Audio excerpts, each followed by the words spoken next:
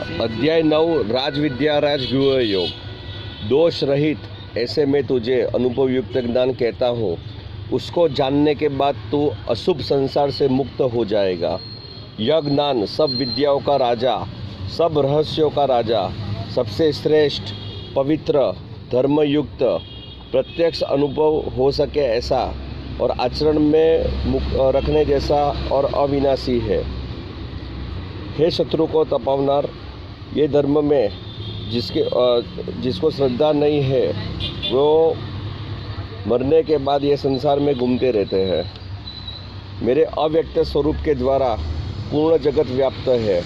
सर्वभूतों मेरे में है लेकिन मैं उनमें नहीं हूँ, और सब भूतों मेरे में नहीं है ऐसा भी कह सकते हैं। मेरा ऐश्वर्य युक्त योग बल तू देख। भूतों को उत्पन्न करने वाला और भूतों को धारण करने वाला मेरा आत्मा भूतों में नहीं है। मतलब भगवान का ये कहना है कि अगर जिसको आत्मज्ञान होगा वही परमात्मा को प्राप्त कर सकता है और वही परमात्मा की अनुभूति कर सकता है।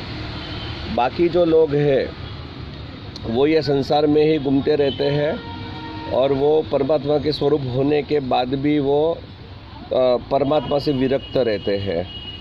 जैसे हर बाजू पे गति करने वाला महान वायु आकाश में हमेशा रहता है, वैसे ही तू सर्वभूतों को मेरे में रहा जान।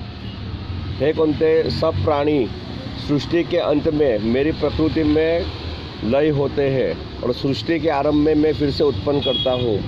मेरी प्रकृति का आश्रय लेके प्रकृति के वश होने की वजह से परतंत्र ऐसे समस्त भूतों के समुदाय को मैं बार बार उत्पन्न करता हूँ, लेकिन यह कर्मों में आसक्ति रहित और उदासीन हूँ। इस वजह से मुझे यह कर्म बंधन करता नहीं है।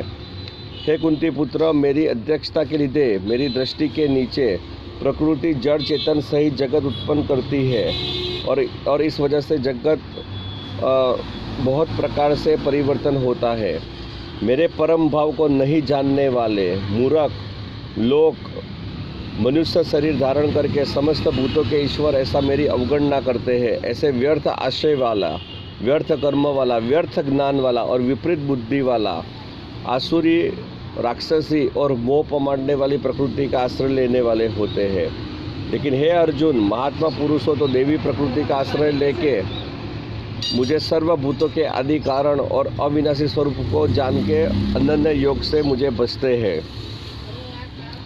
मतलब जो ये ज्ञान में विश्वास नहीं करते हैं वो आसुरी प्रकृति के आसक्त रहते हैं, और जो देवी प्रकृति का आश्रय करने वाले हैं वो अनन्य योग से परमात्मा को भजते हैं।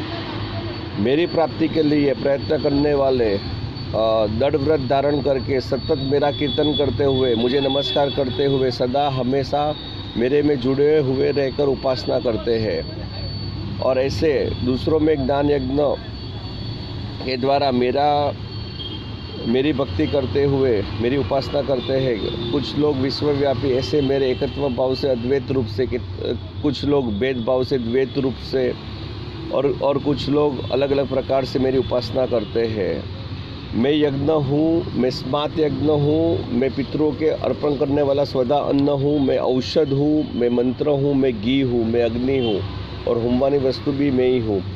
यह जगत का पिता माता कर्मफल देने वाला और पितामह मैं हूँ। जानने योग्य पवित्र ओमकार ऋग्वेद सामवेद यजुर्वेद भी मैं ही हूँ। सर्व की गति पोषण करता प्रभु साक्षी रहठान शरण सूर्योदय उत्पत्ति प्रलय स्थिति आधार तथा अविनाशी बीज मैं हूँ। मैं सूर्य हूँ, मैं बारिश रोकता हूँ, मैं बारिश गिराता हूँ। मैं अमृत मृत्यु सत और असत हूँ।